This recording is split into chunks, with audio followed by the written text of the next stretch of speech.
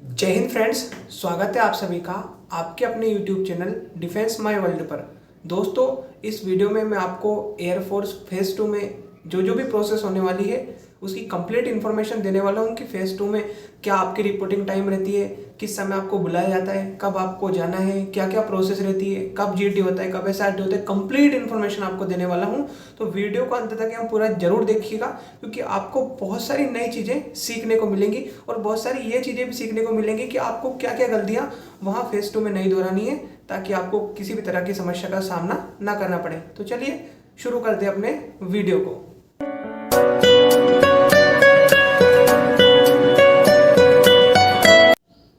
Friends, सबसे पहले तो मैं आपको ये बताना चाहूँगा कि जिस दिन आपका एयरफोर्स का रिजल्ट आता है उस रिजल्ट के साथ ही, रिजल्ट के ऑप्शन के साथ ही आपको, जैसे अगर मान लीजिए आपने आपका कट ऑफ क्लियर कर लिया और आपका पेपर क्लियर हो गया है तो वहीं पर ऑप्शन दे रखते हैं वो कि download admit card for phase 2, यानी कि आपका रिजल्ट पास होते ही आप अपने फेज़ 2 के लिए एडमिट कार्ड को डाउनलोड कर सकते हैं।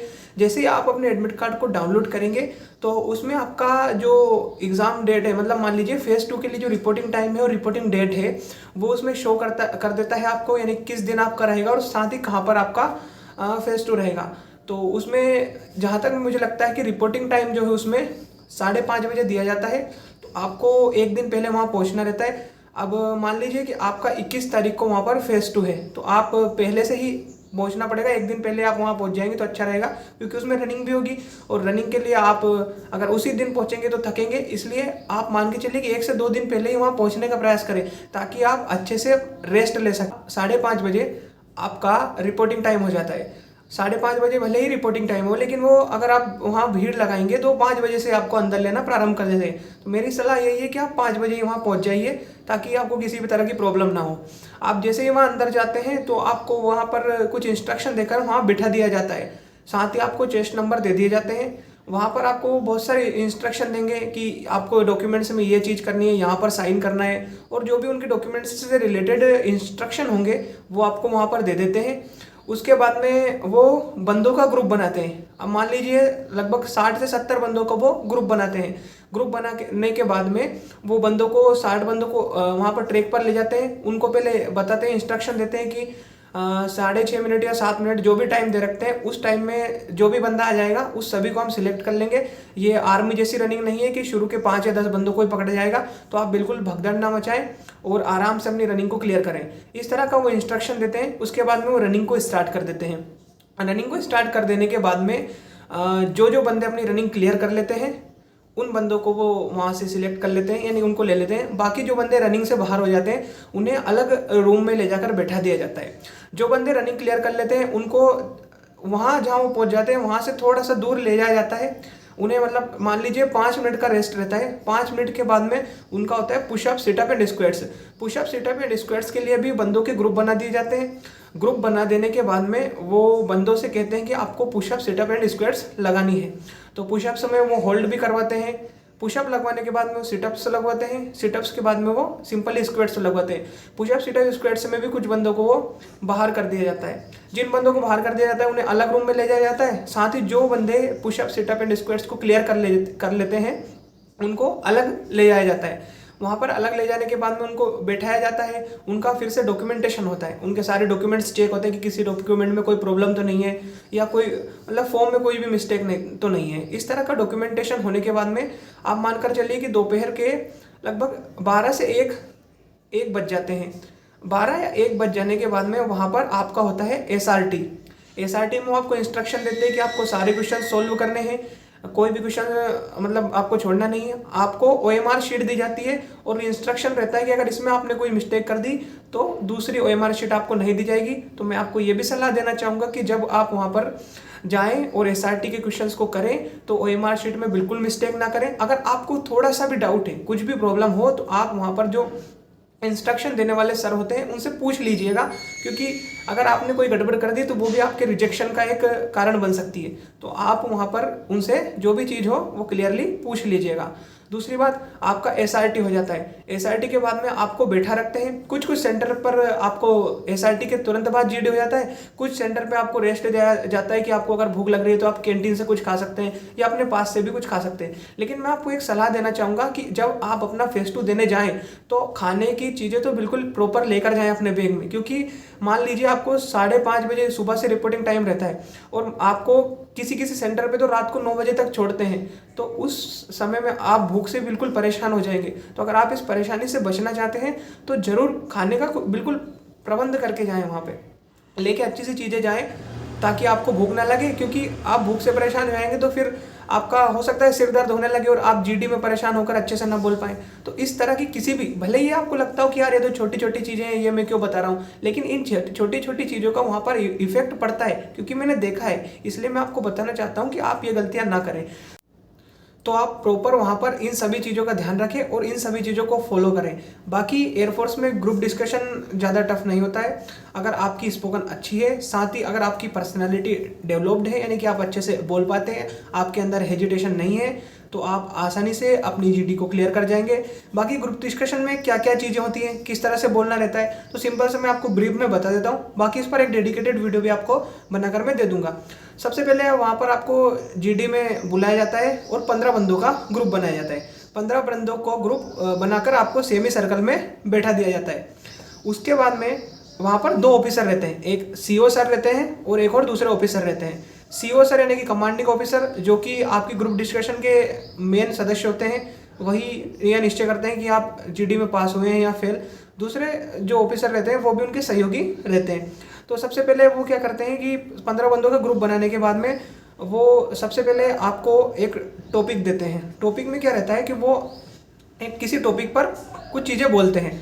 उन चीज़ों को आपको जल्दी जल्दी आपकी रफ शीट में लिखना रहता है। रफ शीट आपको प्रोवाइड कर दी जाती है, आपको उस टॉपिक पर रफ शीट में लिखना रहता है जल्दी जल्दी में। उसके बाद में वो टॉपिक पर बोलने के बाद में उनकी स्पीड भी नॉर्मल रहती है, यानी कि आपको सारी चीज़ें नहीं लिखनी रहती है, कुछ कुछ मेन चीज़ें उनकी पकड़ कर लिखनी रहती है। अगर आप सारी चीज़ें भी लिख पाते हैं, अगर आपकी स्पीड अच्छी है तो अच्छी बात है। उसके बाद में आपको रफ शीट दे दी, उसके बाद में आपको फेयर शीट दे दी जाती है।